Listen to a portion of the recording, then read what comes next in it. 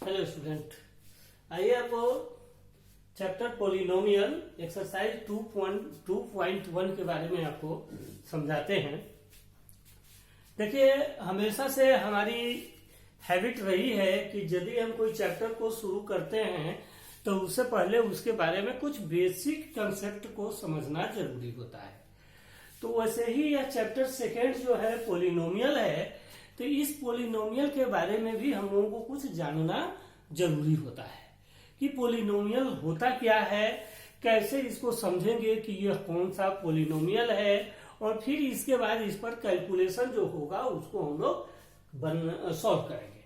तो आइए सबसे पहले हम लोग समझे कि पोलिनोमियल क्या होता है। तो पोलिनोमियल को हम दो पार्ट में बांटते हैं,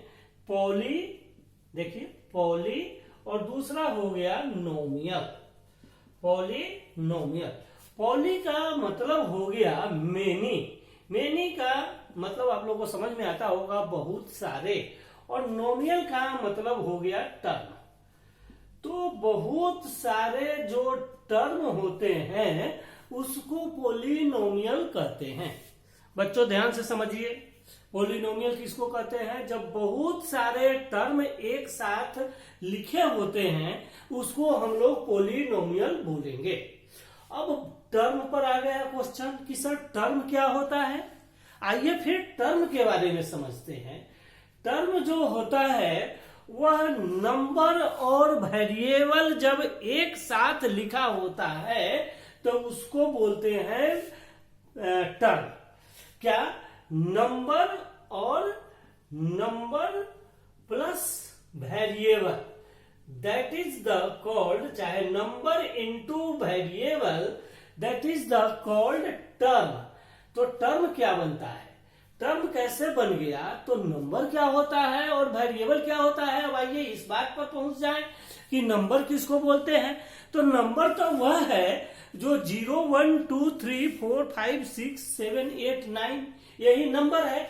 नंबर का मतलब क्या है? 0 है, 1 है, 2 है, 3 है, 4 है, 5 है, 6 है, 7 है, 8 है, 9 है। इतना ही नंबर से हमारा मैथ का टोटल नंबर बना हुआ है, दैट इज द नंबर। अब यह नंबर होना चाहिए तभी वह टर्म कहलाएगा। पहला कंडीशन टर्म होने के लिए क्या होना चाहिए? नंबर होना चाहिए। और सेकेंड कंडीशन क्या होना चाहिए? वेरिएबल। अब आते हैं कि वेरिएबल क्या होता है।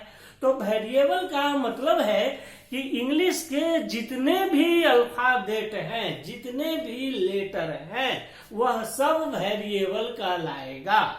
इंग्लिश के जितने भी लेटर हैं, ए टू जेड जितने भी लेटर हैं, यह सभी वेरिएबल हैं। अब आपको समझ में आया कि टर्म क्या होगा, यानी number multiply variable, that is the called term. Term कहां से बना? तो उस टर्म में जैसे मान लीजिए कि 3 है और x है, तो यह क्या हो गया? यह कहलाएगा टर्म। यह कहलाएगा टर्म। क्यों? क्योंकि इसमें नंबर भी है और इसमें वेरिएबल भी है, इसलिए यह टर्म कहलाएगा। तो टर्म अगर बहुत सारे एक साथ लिखे रहेंगे तो वह पोलिनोमियल कहलाएगा। अब आप आ गए पोलिनोमियल किसको कहते हैं, यह मुझे आशा है कि आप समझ गए होंगे कि पोलिनोमियल किसे कहते हैं।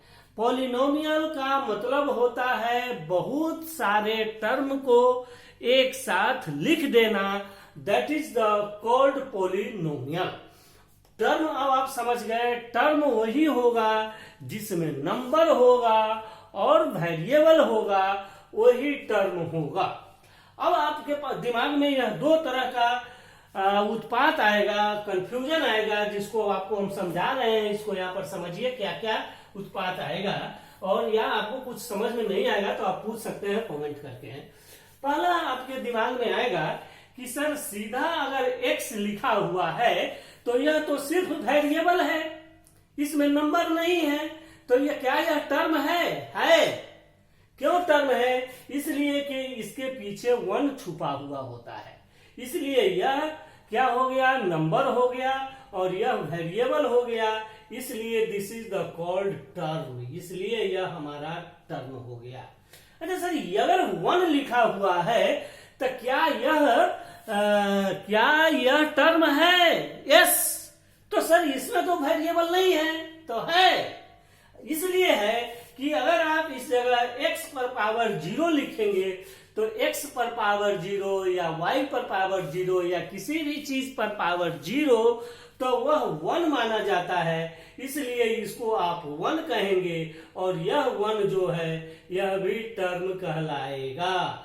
आपको अच्छे से इस बात को समझना है। टर्म क्या होता है? टर्म का मीनिंग होता है जिसमें नंबर भी हो और वेरिएबल भी हो, वही टर्म कहलाएगा। और बहुत सारे टर्म जब एक साथ लिखे होंगे तो वो पोलिनोमियल कहलाएगा। तो इस तरह से हम लोग पोलिनोमियल को समझ गए कि बहुत सारे टर्म, जैसे मान लीजिए लिखा हुआ है 3x² + 2x + 4, यह क्या है? यह पोलिनोमियल है। How many term in this polynomial? इस पोलिनोमियल में कितने टर्म हैं? तो इसमें 3 टर्म है, एक यह हो गया, एक यह हो गया और एक यह हो गया। तो इस तरह से आप टर्म काउंट कर सकते हैं और इसमें पोलिनोमियल भी बता सकते हैं कि यह पोलिनोमियल है। बहुत सारे टर्म लिखे हुए हैं, इसका मतलब है कि यह पोलिनोमियल है। अब जो है पोलिनोमियल 3 तरह का होता है। अब इस बात पर आते हैं, पोलिनोमियल कितने तरह के होते हैं? 3 तरह के पोलिनोमियल होते हैं। पहला पोलिनोमियल होता है जिसको बोलते हैं मोनोमियल।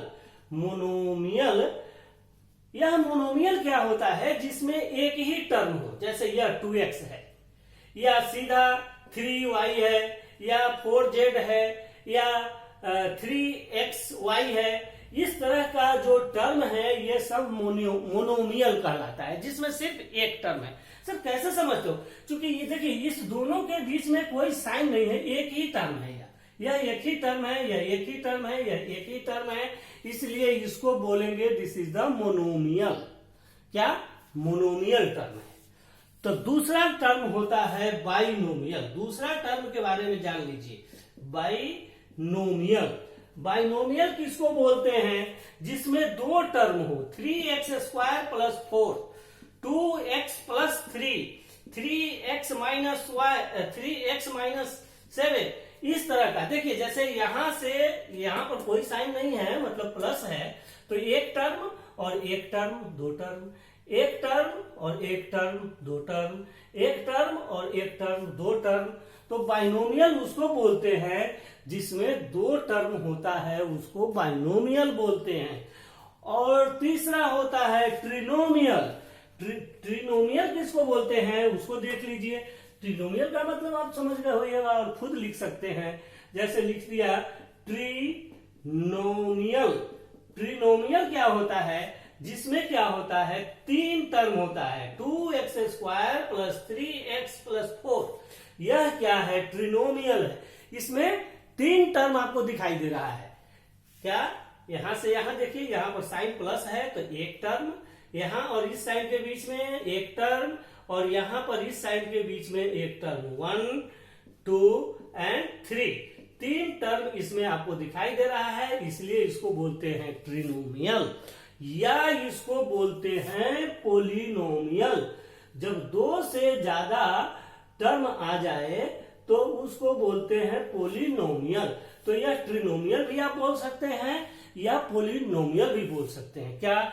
जब बहुत सारे टर्म एक साथ लिख दिया जाता है उसको हम लोग क्या बोलते हैं?